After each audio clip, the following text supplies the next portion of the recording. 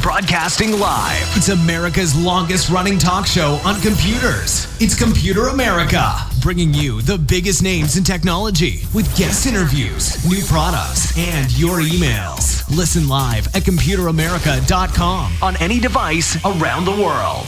Email the show at live@computeramerica.com or find us on social media. Be sure to check out our website for contests, giveaways, show notes, live video stream, podcasts, and more. You're listening to Computer America.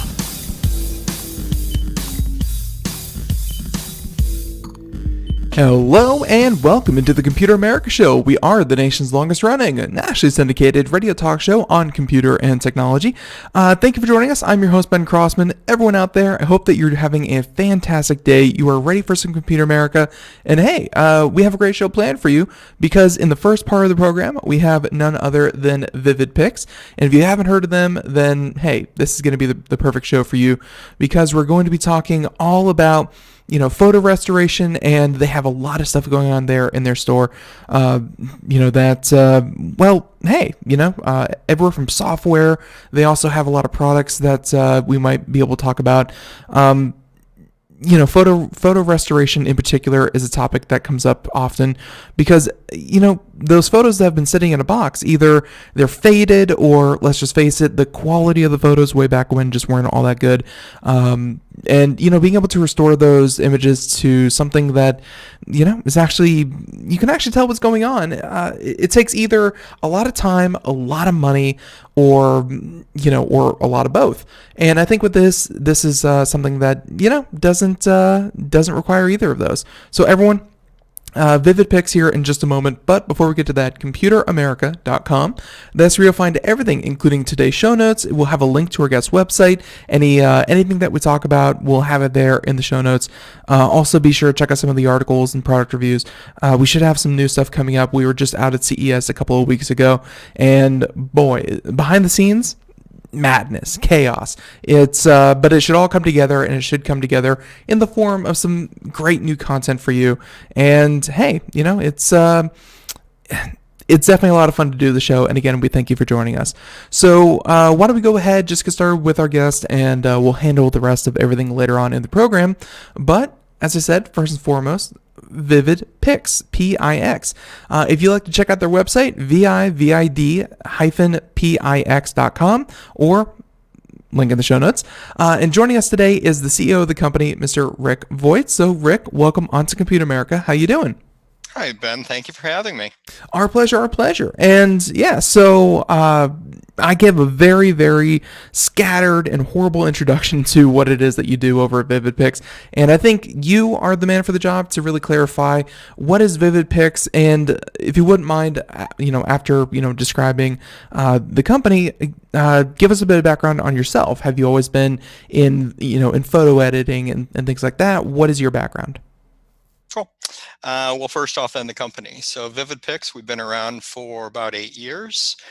We started off as a company that has a patent artificial intelligence that improves underwater photos. And if you've ever seen a photo that was taken underwater, it tends to have a green hue, and that's because the warm colors get filtered out of the picture quite quickly. As you go deeper, then the warm colors get reduced more and more, so they come out quite green. And the one that you're showing on screen right now is Juan the turtle. So Juan the turtle actually was from Puerto Rico, and that picture was taken in a plastic housing, Canon camera, no strobe, no flash. Right. And literally with one click, the AI is able to look at the image and understands the color that should be being represented within the image. And we adjust color, contrast, sharpness, and brightness all at once. So literally with one click, we were able to improve that image from the image on the left to the image on the right. So then, Right. go ahead.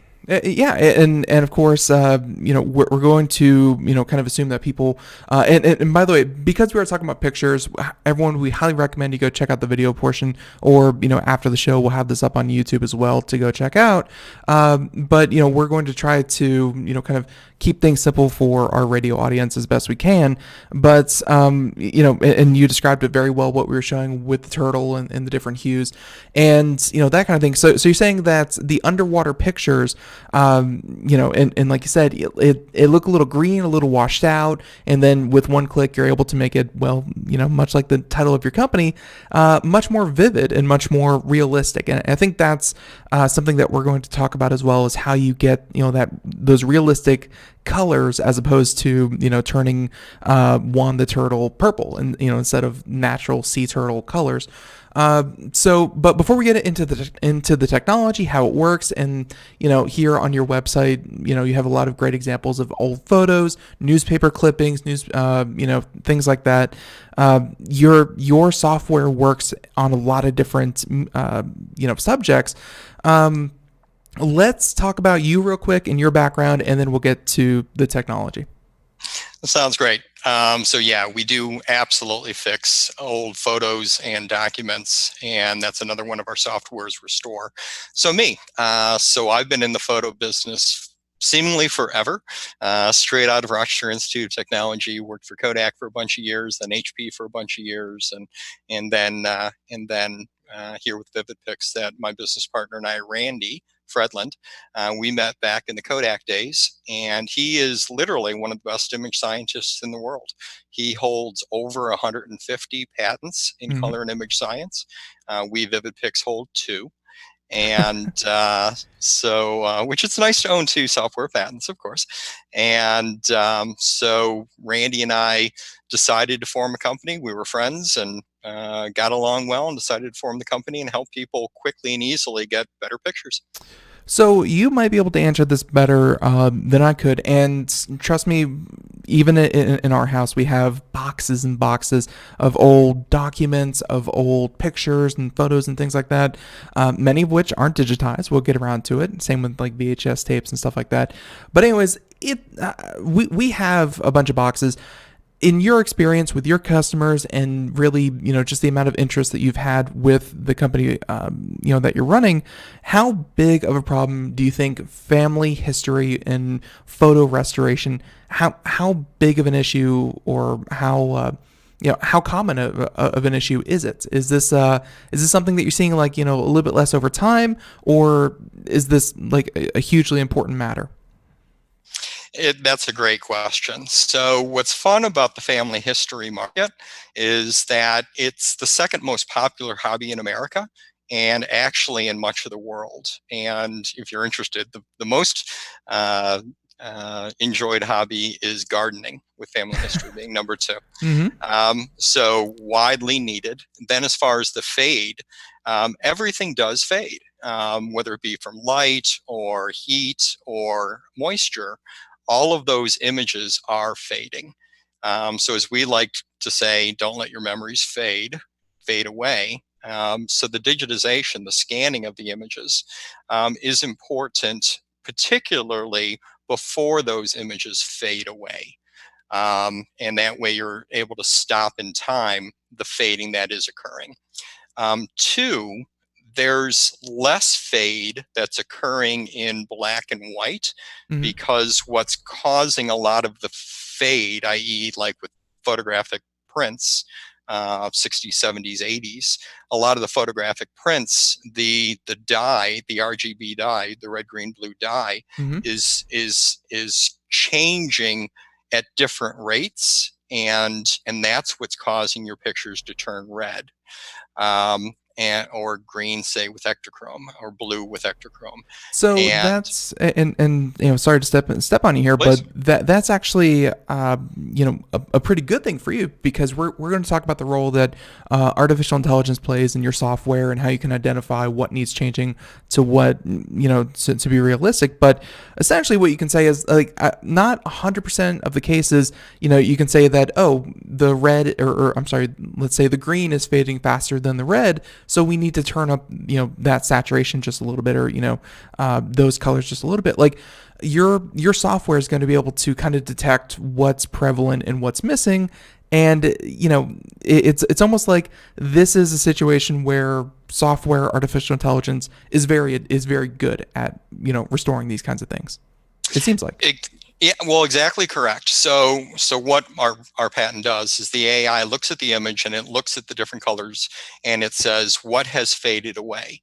So we actually identify what has gone wrong with the image, what has faded, and we identify how to push in more color in order to be able to make all the color correct. So that's the underpinnings of how the software works. So we push in all the different colors and make it be the correct balance in order to be able to make it be a great image. So when we talk about the family history, and I don't know who does family history for my family. Probably my mom. But when it comes to this market, what do you find is generally kind of asked for? Is it simply photo restoration? You mentioned scanning earlier, which is going to have to be part of this, because for the software to work, you have to have a digital copy of these kinds of things. What do you find people are generally trying to do? Are they trying to enhance the original to keep the original image as best they can, or are they trying to enhance it enough to then take the information away? And and here I'm thinking about documents, obviously, more than photos. But where has your customer base really kind of asked you to push your product? Is it, again, kind of the maybe like the OCR kind of side to, versus the image restoration like you were talking about? Your question is quite insightful, and it really depends on Sorry about that. No, it's great. It's fabulous. What's cool about that is that people get involved in genealogy, family history, for different reasons. So the vast majority of people are interested in family history. They're interested in restoring the stories that someone before them had, or their own youth, or whatever it happens to be. But they want to restore those stories. And with restoring the stories, your general population is interested in family history. If you notch it up a little bit, there Mm-hmm. are many people that are involved in genealogy. And genealogy, then, the documents themselves, the census, the past records, Right. that information, the text, is much more important to them than the photographs. So it's when Randy and I first got into the Restore product, we were photo guys. Again, we both have Kodak history, HP history with me, the add-on, but we were focused on photos. And there's a place called Allen County Public Library in Fort Wayne, Indiana. Mm-hmm. And they actually have the largest genealogy center in a public library in America. And I met them in a show. They came back with our software. And a couple of months later, they said, Rick, do you realize how good of a job your software does on documents? And we knew it was good, but we hadn't spent a lot of time on it. So they said, well, it's really important. So Randy ended up inventing an algorithm in order to specifically address documents. So then with that, we improved the documents. And then an additional piece came in, which was people were interested in adding metadata in order to be able to do image tagging, Mm-hmm. in order to be able to search their records within their hard drives, in order to be able to help find and do their genealogy lineage. So we added the ability to be able to add metadata, search, tag, all those types of things.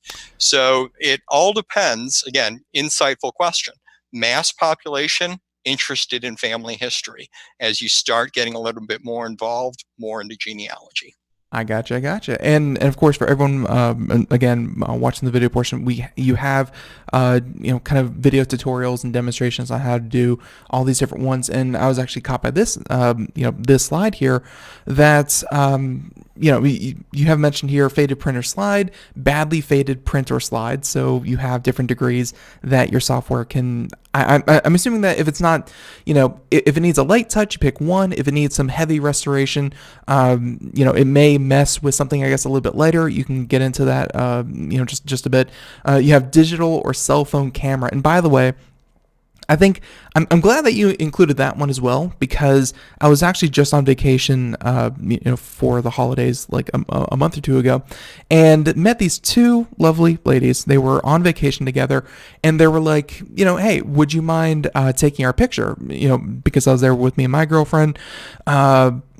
And they took our picture. I have, the latest iPhone, whatever, because I'm a tech nerd and I have to have it, which takes great photos. They pulled out a flip phone that might have been from 1998. The cell phone picture was, the resolution was probably like 320 to 240. So I'm sure that, you can't really do much with that resolution, but I'm sure the detail itself wasn't too good either. And by the way, the short end of that story is we actually ended up taking their photo with my camera and emailed it to them. So I hope that they enjoyed that. But I do just want to say that cell phone camera or digital, people are taking bad pictures today. So I'm glad that you kind of focused on not just things, shot before 1950, but you also, I guess, include things that are just, kind of bad cell phone photos taken every day. Absolutely. And cell phones, obviously the cell phones that are coming out right now are amazing cameras. But that doesn't mean that everyone is like you that is using the latest and greatest technology, like those ladies were. Yeah. So we can actually improve those lower resolution images. Obviously, Oh. the more data that we have, the better we can do. High resolution TIFF files versus lower resolution compressed JPEG files versus even lower resolution JPEG files that may come from some of those phones. We can fix all of those.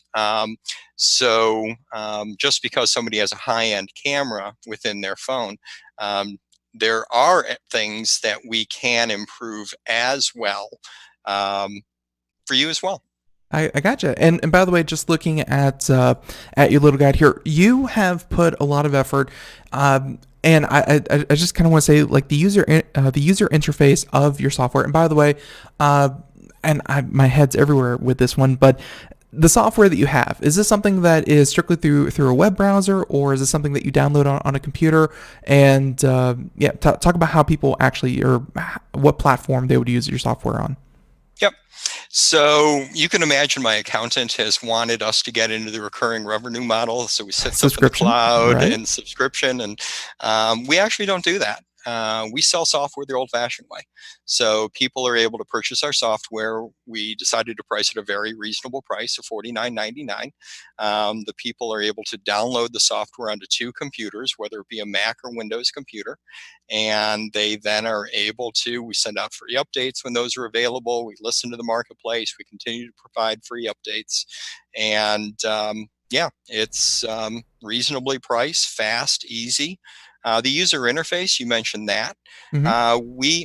George Eastman came up with a pretty good line 100 years ago, which is, you press the button, we do the rest. And so we like saying, you click the mouse, we do the rest. And a lot of people, there's amazing software out there, but some of that software out there might be a little daunting, a little difficult for different people to use.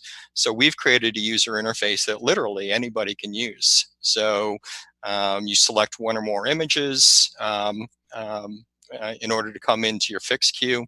The image comes up. We give you a 9-up screen.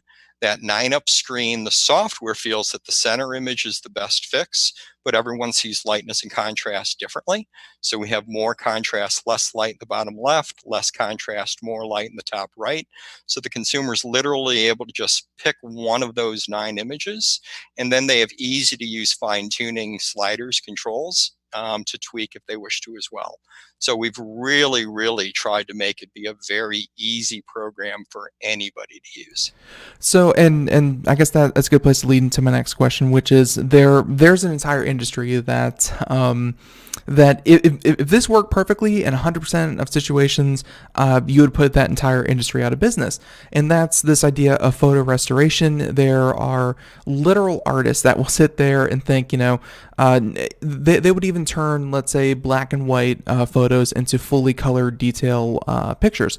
So that's how do you see your software fitting into that market as well? Is this something that you're hoping maybe it does kill that entire industry, or is this something that the everyday individual is going to be able to get your software and, hey, they're going to be able to do 90% of the work or 90% of the restoration that they want to do done themselves? Good question. So most people have thousands of images. And with having thousands of images, there are a certain number of those that have become deteriorated. So there could be missing parts of those photos. There could be very bad scratches and tears. And those artists, those Photoshop experts, Right. are able to restore and fix a lot of things that we don't play with. What we try to do, and from a business perspective, most people, consumers, might be willing to pay for 1 or 2, maybe 5 or 10 of those images to go through a full restoration, because it's expensive Mm-hmm. to do that. But then they have thousands of images that need image improvement, and that's what Restore does. That we're able to quickly and easily improve those. So yeah, Yeah. both products live. Yeah, makes perfect sense. And of course, looking at the images and seeing, just a couple quick, just a couple quick settings and button clicks, and next thing you know, you have an entirely different photo, kind of pushed out to you. And I guess my next question has to do with some of these document edits. We've been watching photos being edited. You mentioned that it's 9 different ones that you get to pick between contrast and brightness and things like that get edited kind of automatically. And then when it comes to, let's say, changing brightness and seeing what's faded, and you mentioned the AI. When it comes to documents, I'm actually looking at this one here. It's like faded. It's yellow. It's green. Looks a lot like an old document. I'm sure that a lot of people have seen, what an old document looks like. And then you're able to push out something that looks like almost a restored white document and things like that. Talk about, are there any differences between a photo, because we've been talking about that and looking at that, and then versus a document? Is it just another photo to you, or do you do something different for text and documents? Great question. It's an image to us. So what we're looking at then is that here is an image, and it can be a JPEG, a TIFF, a PNG, or a BMP. We accept them all. Then by looking at the image, we adjust the color. So we're looking at the white, we're looking at the contrast, we're looking at the greens in order, like this one document, in Mm-hmm. order to be able to fix everything at once. And as you can see with this one, it literally was a one-click fix, and then you could tweak it a little bit. So it's an image to us. Yeah. Yeah, it certainly is impressive, seeing all these videos that you have up here. And of course, you also have the cropping tool. So essentially, you can do really almost anything. And I'm sure that there's also, and correct me if I'm wrong, there's probably like an orientation tool. Like if something's crooked in the scan that they did, you could probably turn it just a little bit to get it more straight up and down. Yep, all the above. So cropping tools, we have a freeform crop that you're simply able to click on the image and start, drag, and release where you wish it to end, and it crops into that area. Within the cropping functionality, it is the standard sizes of square, which ironically, square we originally built for Instagram, but it works really well on a 126 sized film. 4x6, 5x7, 8x10, in order to be able to make those aspect ratios to be able to print easily. Mm-hmm. And then as far as the tilt and the rotation goes, yep, we're able to do 90-degree rotations, or you're able to 1 degree I gotcha. adjust, and then also you can fine tune further than that if necessary. So yeah, it's very easy. So, like you said, families could have boxes and boxes, photo albums, hundreds, thousands, even photos and documents that they could have on their computer. And again, this is assuming that everything is scanned, digitized, ready to go. They're in a folder somewhere, and of course, backed up. That's very, very important. But they may have thousands of these. And don't get me wrong, you have made this pretty darn simple. And hey, I think I actually saw you up on the screen. Yep, that is you. So That is yeah, me. so thousands of photos. But I guess my question is, you made it very simple. Let's say you wanted to do bulk automatic photo improvement. Do you have to, go picture by picture and kind of pick what you want, or is there some kind of automatic, process that will take care of a photo beginning to end, very little input from the end user? Yep. Yes and no. So there's a lot under the hood. So say for instance, let's that you've got um, a a folder of prints that you got at your local drugstore many years ago, and you put them in the shoebox. All of those images have probably faded at about the same rate. So what you're able to do is you're able to fix the first, you're able to select say 24 scans, then you're able to fix one Mm-hmm. and create a preset, and then apply that preset to all the additional pics. Two, you are able to, with those presets, apply that to multiple pics by simply clicking one by one.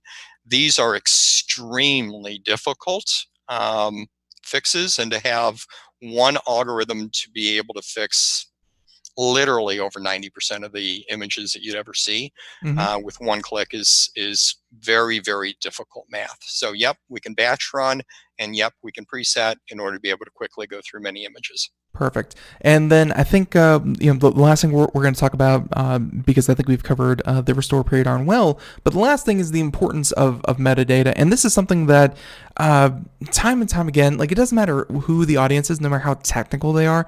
A lot of people forget that a lot of metadata is automatically, kind of done for a lot of people. And sometimes the metadata, let's say you sat down one day and scanned in hundreds of photos. You were really working. The most metadata you would get from that would be maybe the machine that scanned it, the time it was scanned, things like that, which are not helpful in any way for the photo that you actually scanned. Talk about the importance of metadata when it comes to not just having these photos, but being able to, make them usable, and talk about, the settings or what you've done for adding metadata to each photo. So we listen to customers. And so I was doing a presentation at Allen County Public Library about a year and a half ago. And one of the questions from the audience was metadata. What is it? How do I do it? And why would I want to be doing it? So of Mm-hmm. course I answered the question and used my mouse and showed them how to do it. So I was back over there a few weeks later, and they said, "You realize how important of a question that is, and that people know that they're supposed to be using metadata in order to make life easier, but it's hard. So if there was a way for you to be able to do that, that would be great." Based on the jaded past that we know lots of intelligent people, I reached out to a friend and said, okay, metadata is coming up. How do if we're going to pursue this path, how do we make sure that we do in the right way? So we wanted to make sure that it was XF as well as IPTC compliant. Mm-hmm. So we made sure that we dug into the right ways to do it. Two, we import the original information, and then when we make a change to the metadata, we don't erase what currently is there. We add additional metadata, which is one of the standards required to be properly archiving information within the metadata. And then C, by having it be very easy interface by clicking one button, view edit metadata, a little screen comes up, you're able to add it. We have tutorial videos on how people are able to use it. We've really tried to make it very easy for people to do what's important. I gotcha. And then I was just actually poking through your website, otherwise, and it made me realize that there's another part to this. Having the photos and restoring them, that's great. You've done your work. It's good job, everyone, all around. Now comes the issue of sharing them. Social media is, of course, a big thing, and then, of course, people that I deal with all day long, they ask me the best way to share large amount of data, because obviously you can't just email, let's say, a couple hundred photos. Do you have some way built into Vivid-Pix to share what you've done? Yes and no. So what we realized when talking to the customers is many people don't know how to reduce the size of an image Mm-hmm. in order to make it be a reasonable size file in order to be able to send. So because we do, for instance, TIFF files, and TIFF actually is not a printable file, but TIFFs are 20 megabytes each. So if you had a couple of those, you're going to blow up everybody's email. Secondly, when you're getting a JPEG, if you've got a solid scan and you create a high resolution fixed scan of that, or fixed image of that, Mm-hmm. that's the one that you want to really keep. And then also that's the one that you'd want to go to print, make a photo book, make a new enlargement for people, etc. But in order to be able to upload into many sites, a sharing resolution JPEG is really what you need. And for emailing as well, you want a lower resolution so it doesn't bog down the computer. So automatically, we actually create all of the above. So we'll create a sharing resolution, which is a 72-ish DPI sharing resolution image in order to be able to quickly upload and email, be a full resolution JPEG, as well as the full resolution TIFF if you brought in a TIFF, and we can actually on the fly create a TIFF file from a JPEG file at 24-bit in order to be able to have it be um, archived more permanently. JPEG's a great product. TIFF is better, Mm-hmm. just from an archivability standpoint. And FYI, not part of the question, Mm-hmm. but let's say that somebody did want to use our software in order to be able to fix a lot of things quickly, and then they wanted to bring in that file into another software. They now have a full resolution TIFF file to bring it into anything else in order to go through all the curves and the layers within a more complex software. So we've built that flexibility in as well. Yeah, and of course, that makes it very simple for people who want to, maybe they have picked a handful of photos that they want professionally restored. I'm sure it'll be very easy to then send that off to the right people, just like that. And of course, kind of like you mentioned, you don't really want super fully compressed images like in JPEG for archival purposes, because hey, you actually do lose a lot of the visual information of the photo when you compress it using JPEG, whereas versus TIFF, like you mentioned. So these are extensions, and these are essentially different quality of photos that you're saving as, and you want the highest quality to save for archival purposes, as opposed to, like you said, sharing. And yeah, makes perfect sense. And kind of looking at all this, a lot of this happens behind the scenes, though. Like you mentioned, you have like, oh, you want to share this, then save it as a shareable photo or something like that. Like how user, or how many iterations, or how long have you been working, and I'm assuming you're continuing to work on the user, or kind of the usability of your software?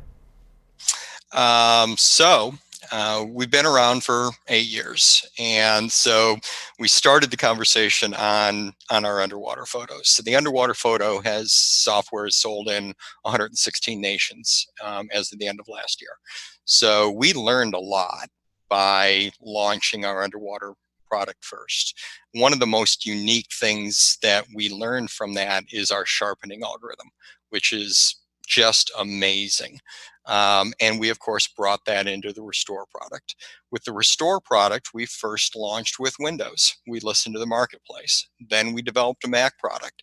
Then we added these additional feature sets of fixing documents, or fixing, adding metadata, the ability to transcribe, zoom and transcribe information into the metadata. So we continue to listen and add.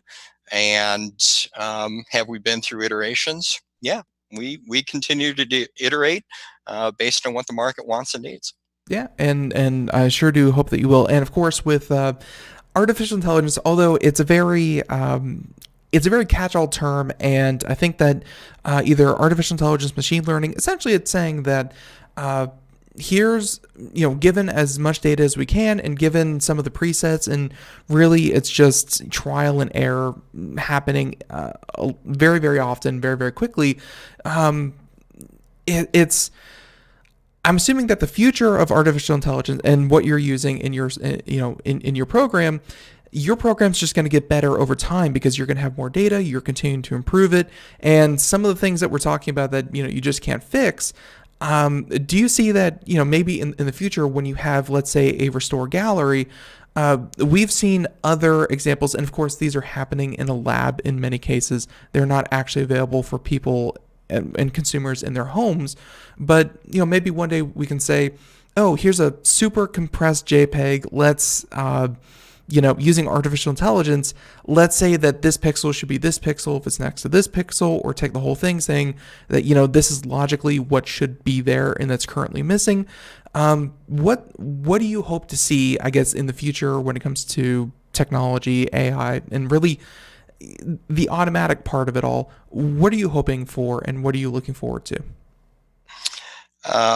I'll answer part of the question. I won't answer part of the question. Okay. You can imagine that we probably have a roadmap, and certainly AI and machine learning have a lot of benefits in order to be able to look at lots of information, learn from all the data.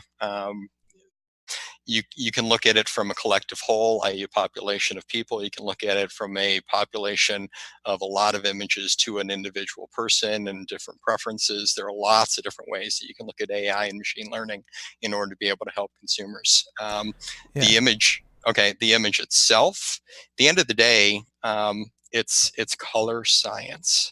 And I'm very fortunate that I have a very good partner. And I can't say it strongly enough, the quality of the partner I have in Randy, that our color science is the best, as good as anyone. And at the end of the day, that's what we're looking at. We want to see an image that's pleasing to the eye. And our color science is quite good. And Randy does a lovely job with that. Yeah, and I'm sure that high praise for Randy. So, and definitely, you definitely have something very special here, and I'm excited because there's so many different ways that after going to CES and seeing what everyone's doing out there, and just really here on the show, we try to follow the news as close as we can.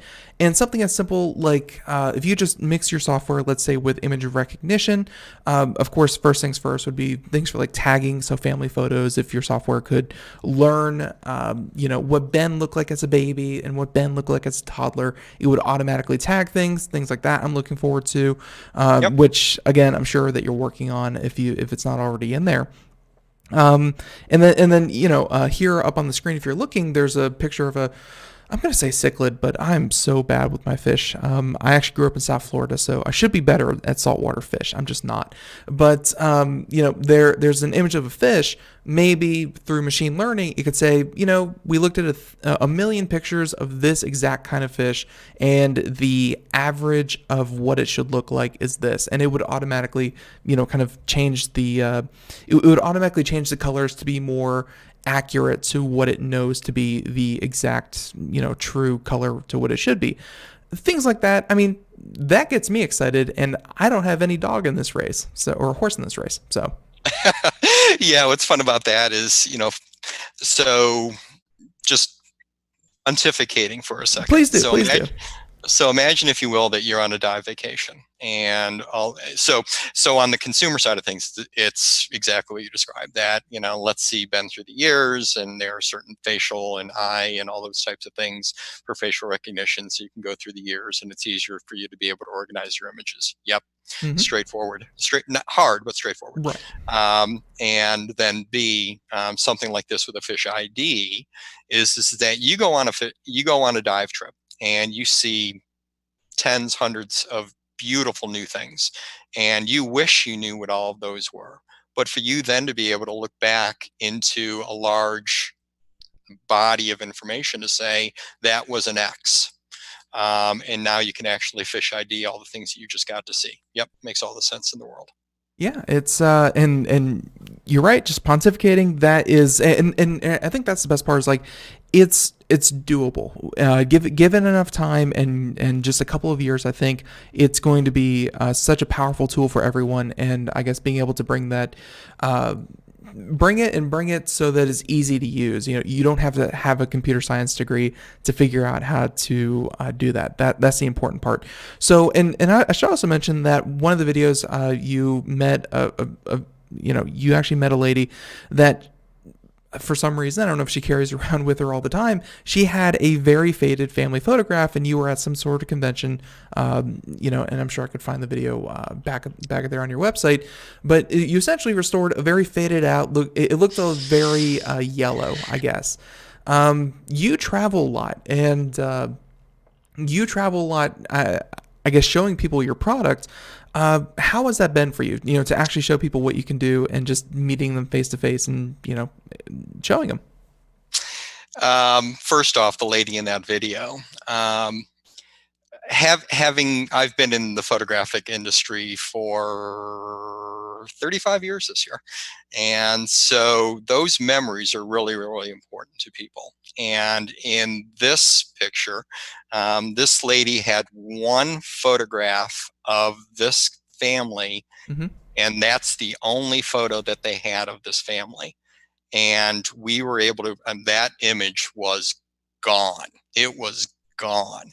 And we brought it back to life. And her tears of joy from bringing that photo back to life, that's what drives me probably more than anything else, is helping people relive those memories and those family members. The reason I try to drive around so much, I have a fairly nice conversion van, and I travel tens of thousands of miles a year.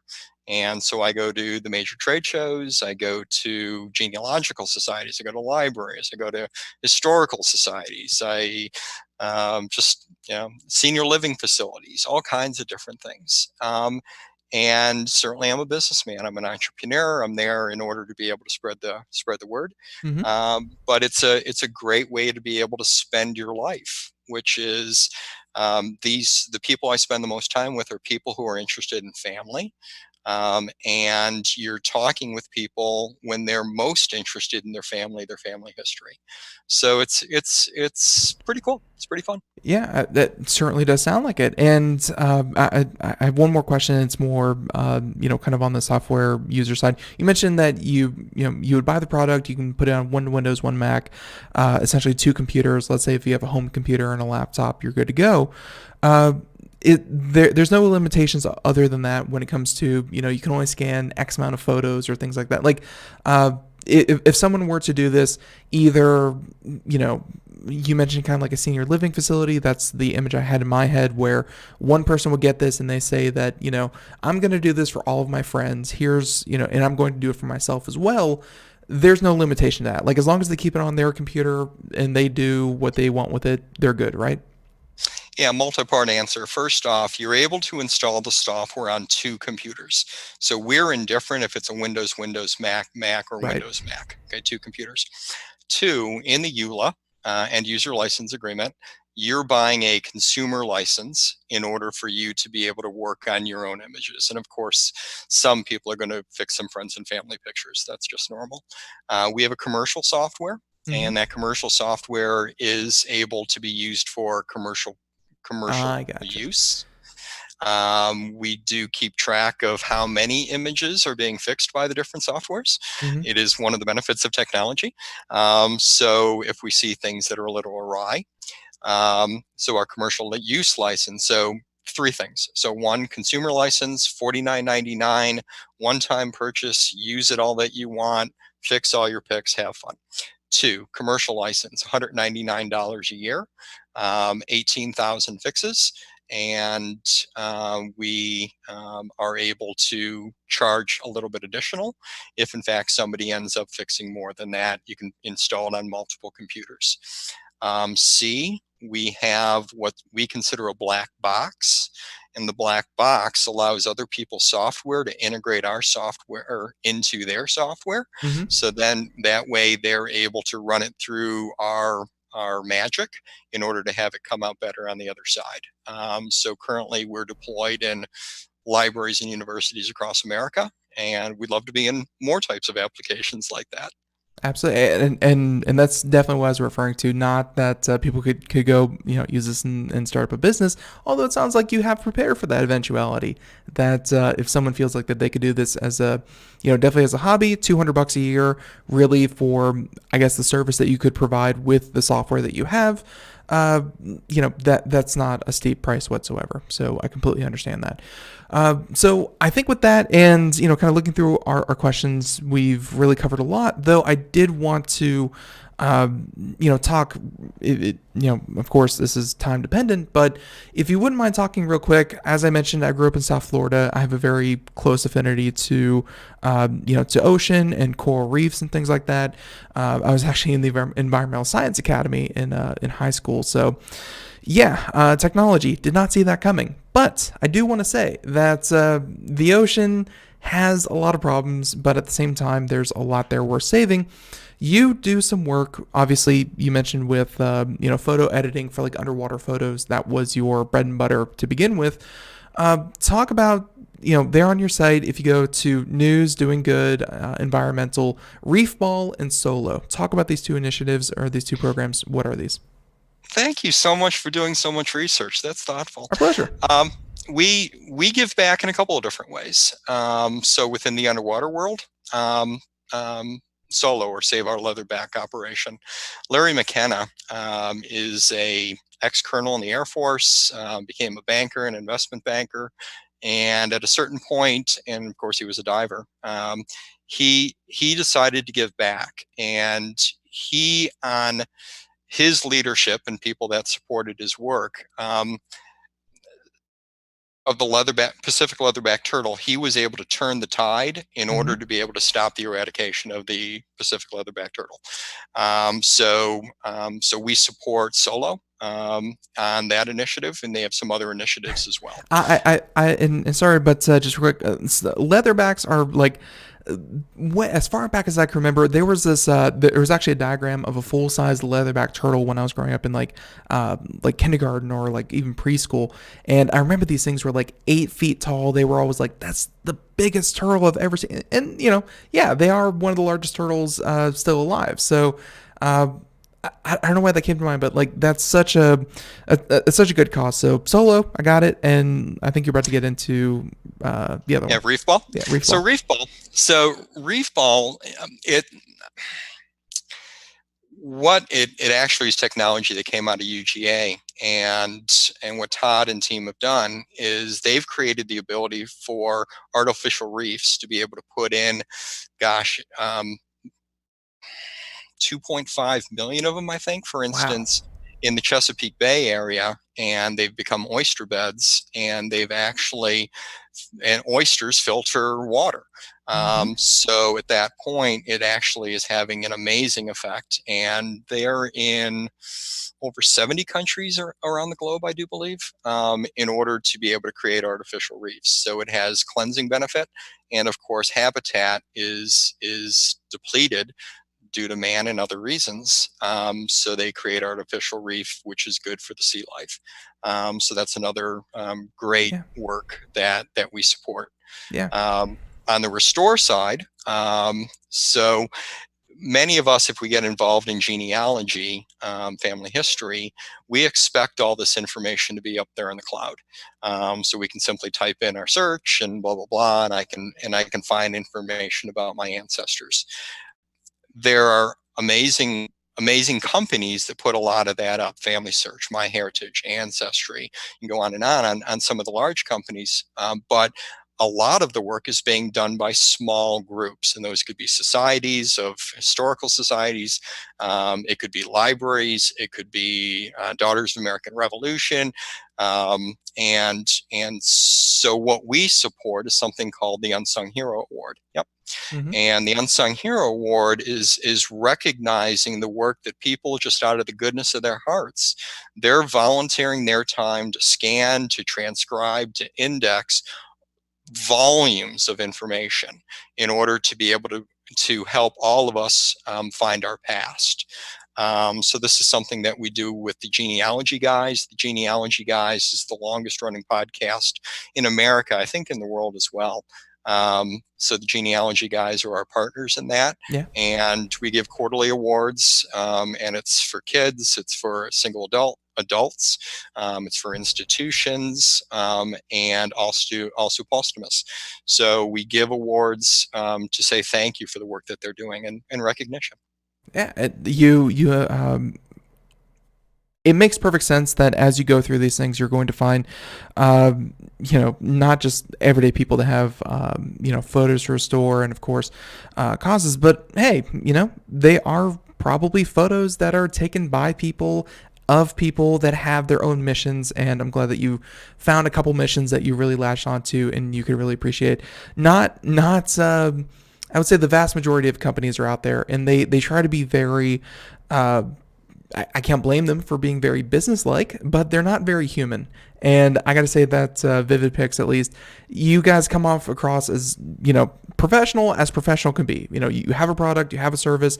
It seems like you're doing that perfectly. But then when it comes to, again, kind of the human side of it all, you have a couple of these initiatives that you have really supported. So I got to say, love to see it. So I think with that being said, though, and Rick, I'm going to let you go ahead and have the last word. If there's anything that we kind of missed, anything that we glossed over, is there anything that we didn't touch on?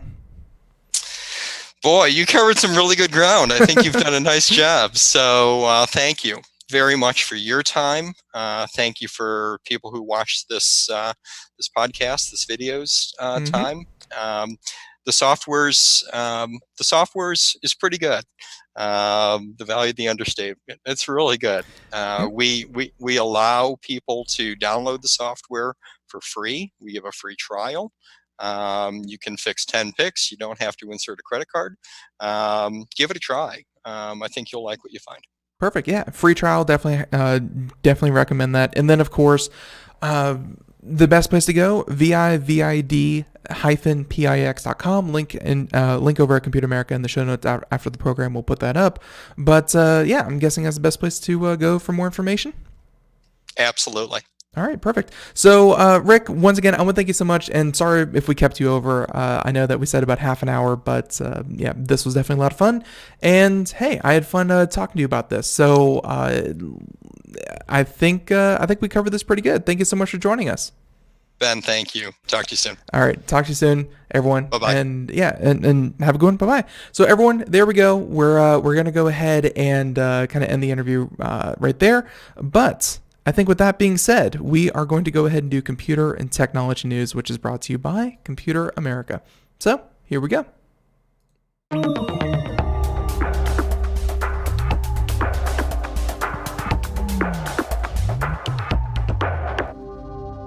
And by the way, for those of you watching the video portion, you may notice that as I kind of, go about my time, we had a little bit of an upgrade, and I'm hoping that we can get,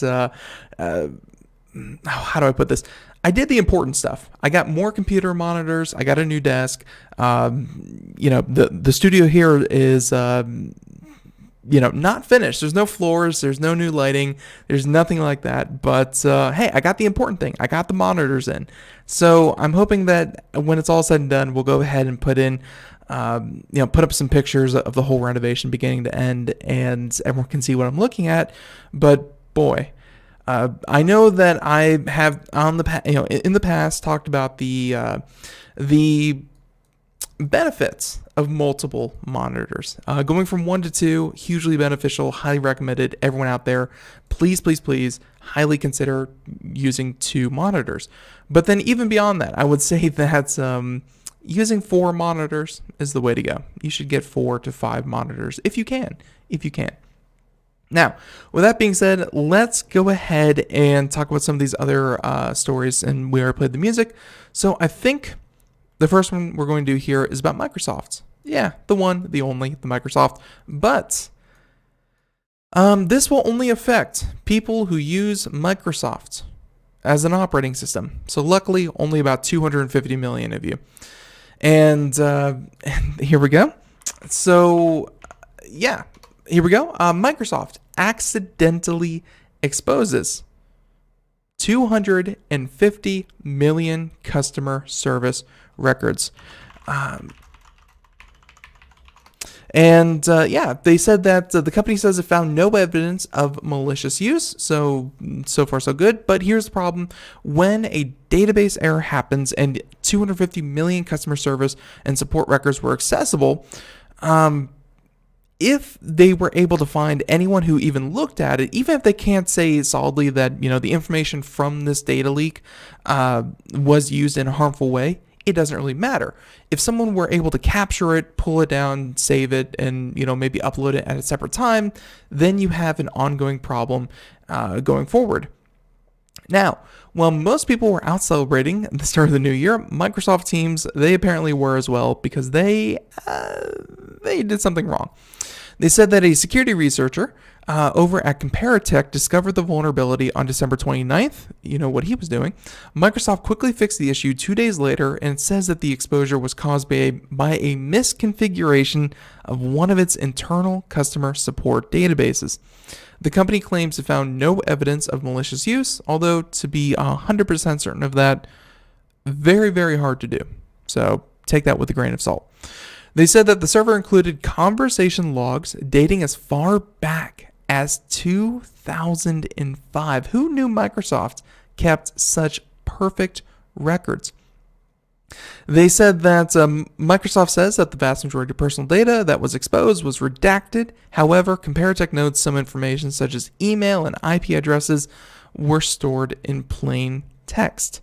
Plain text, why that's an issue is that they could just really copy and paste and put that into massive files that, really, if you consider, 250 million email addresses, hey, those 250 million email addresses are going to be hit with a lot more spam after this. They said that had someone been able to access the logs, they could have used them to more easily impersonate the company's support staff in a phishing scheme. And an example of that would be if they had your order number, if they had your shipping number, if they had unique identifying codes or, not codes, product parts for Microsoft, then they'd be able to say, hey, this is your computer, right? And then you would say, well, only Microsoft would know the product number or my registration key, therefore it has to be Microsoft, when in fact it's not. So they said in the wake of the latest exposure, Microsoft said it plans to audit its internal security rules as well as implement additional tools to redact sensitive user information automatically. It will also put in place new and expanded alerts to notify its service teams when it detects a security misconfiguration. If that part works, boy, that would be really impressive, because every time we hear about a story where Facebook, Twitter, Microsoft, anyone really has a massive data leak on this scale, and trust me, even though Microsoft says, oh, we don't know anyone who accessed it, they don't know that for 100% certainty. Whenever it's one of these massive data leaks, it's not through some inside actor. It's not through some weird, Hollywood hacker. It's just someone forgot to, say password protected and set your password. Nope, they just kind of left it open for anyone, or they had it connected to the open web instead of their internal network. Something simple like that. It's a simple misconfiguration, and it happens all the time to all kinds of companies. It just turns out that the companies it happens to, be it, even Amazon, they do it thousands of times a day. So all it takes is one particular time where someone messes up and they're in the news. They are that day's headline. So there you go. We have time for just one more story, and I'm trying to see which story would be a good way to kind of end this. Okay. How about this? And this is a story that we didn't cover yesterday. Kind of regretting it because it continues to, kind of circulate, make headlines. And it's a little tongue-in-cheek here with the title, but it's actually a pretty interesting tale and a very obvious one. PSA: never open a WhatsApp message from the Crown Prince of Saudi Arabia. I would go far as to venture that almost 100% of people here listening to today's show, if someone claims to be the Crown Prince of Saudi Arabia and they want you to click a link, odds are it's not the Crown Prince of Saudi Arabia. He only has so much time on his hands. He's probably not messaging you. And of course, this is something, and like I said, it's a little bit tongue-in-cheek. Jeff Bezos was, of course, hacked. That hack being they were able to put malware on his phone by using the Crown Prince of Saudi Arabia, his contact, as a way to do that. And of course, there's a whole mess of who, what, where, why, and how. But mainly, let's focus on the how. Malware through links happens via email, instant message, text message, so many different ways. If it can happen to Jeff Bezos, it can happen to anyone. And this was very targeted. It was very specific. There's not a lot of ways that he could have prevented this because, hey, it was from a trusted contact. Everyone, that's about all the time we have for today. Unfortunately, we have to kind of end it right there. I want to thank you so much for tuning in. Thank you, Vivid-Pix, for coming on the show. It was a great interview. And in the meantime, everyone, have a great day. Thank you so much. Have a great one. Bye, everyone.